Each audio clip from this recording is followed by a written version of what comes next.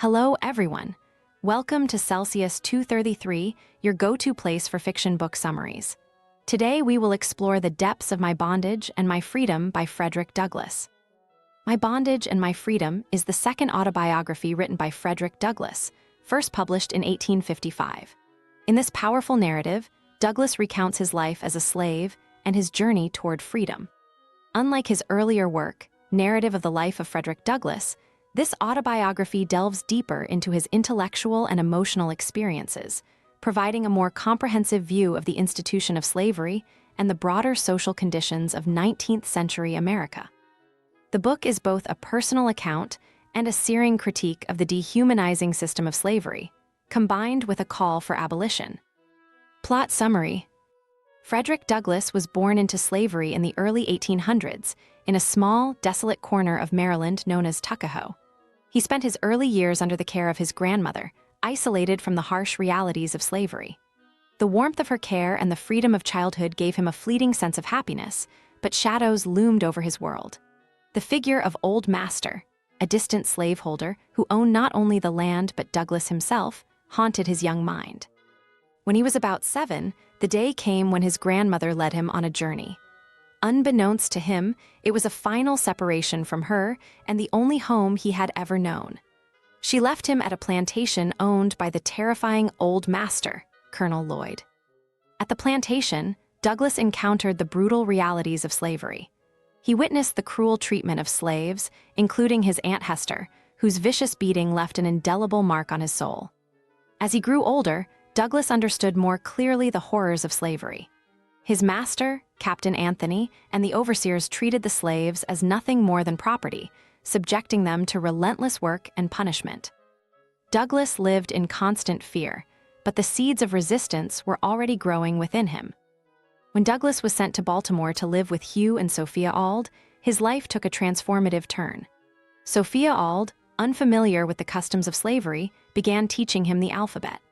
This small act opened Douglass' mind to the power of literacy. However, Hugh Auld soon discovered this and forbade further lessons, insisting that education would make a slave unfit for bondage. The words had the opposite effect on Douglass. They ignited a fierce desire for freedom. He resolved to teach himself to read and write, knowing that knowledge was his path to liberation. In Baltimore, Douglass found ways to continue his education.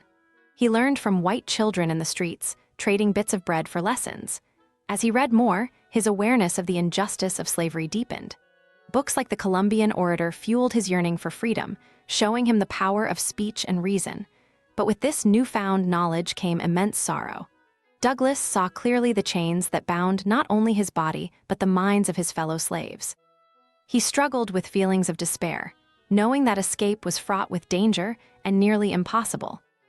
Douglass' time in Baltimore ended abruptly when he was sent back to the countryside, to the ownership of Thomas Auld, Hugh's brother. Here, Douglass faced even greater hardships. Thomas Auld was a cruel and capricious master, using religion to justify his actions. He treated Douglass and the other slaves with disdain, starving them and working them relentlessly. Douglass was eventually rented out to a notorious slave breaker named Edward Covey. Known for his brutal methods, Covey sought to crush Douglass' spirit through constant labor and beatings. For months, Douglass endured horrific treatment, and his will was nearly broken. But a turning point came one day when, after being brutally beaten by Covey, Douglass fought back. He grabbed Covey, wrestled him to the ground, and resisted the physical and psychological torment that had plagued him for so long. This moment of defiance marked a crucial change. Douglass later said it revived his sense of manhood and his determination to be free. Though still a slave, he vowed never to allow anyone to degrade him again. After Covey, Douglass was hired out to work for William Freeland, a relatively kinder master. While at Freeland's, Douglass became a teacher to other slaves, organizing secret meetings where they learned to read and write. The desire for freedom among the group grew, and they devised a plan to escape. However, their plot was discovered, and Douglass and his companions were arrested. Though he faced the grim possibility of being sold to the Deep South, where conditions were even more brutal, fate intervened. He was sent back to Baltimore instead. In Baltimore, Douglass was apprenticed as a ship's caulker, where he earned wages, though most were taken by his master.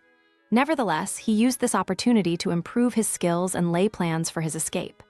After several years of saving and strategizing, Douglass managed to make his escape in 1838. Disguised as a sailor and using false papers, he fled to New York, finally tasting freedom for the first time. His journey to freedom, however, was not without fear. Constantly on edge, he knew capture and return to slavery were real threats. But with the help of abolitionists, Douglass made his way to New Bedford, Massachusetts, where he settled and started a new life. In New Bedford, Douglass began his life as a free man, but even in the North, racism and inequality were pervasive. Despite the obstacles, Douglass found work and immersed himself in the abolitionist movement. He attended anti-slavery meetings, and eventually, his powerful voice and oratory skills caught the attention of leading abolitionists like William Lloyd Garrison. Garrison encouraged Douglass to share his story, and soon, Douglass became a prominent speaker, captivating audiences with his eloquence and first-hand accounts of slavery. Through his speeches and writings, Douglass became a leading figure in the abolitionist cause, advocating not only for the freedom of slaves, but for the equality of all people, regardless of race or gender. His escape from bondage was only the beginning of his journey. As a free man, Douglass dedicated his life to fighting for justice and human rights, becoming one of the most influential voices of the 19th century. This was just one story. Frederick Douglass has plenty more for you to discover. Check them out in the description or on Celsius 233. Remember, while our summaries capture the essence, they can never replace the full experience of reading the book. If this summary intrigued you, consider diving into the complete story, buy the book, and immerse yourself in Frederick Douglass's original work. Bye-bye, take care, have fun.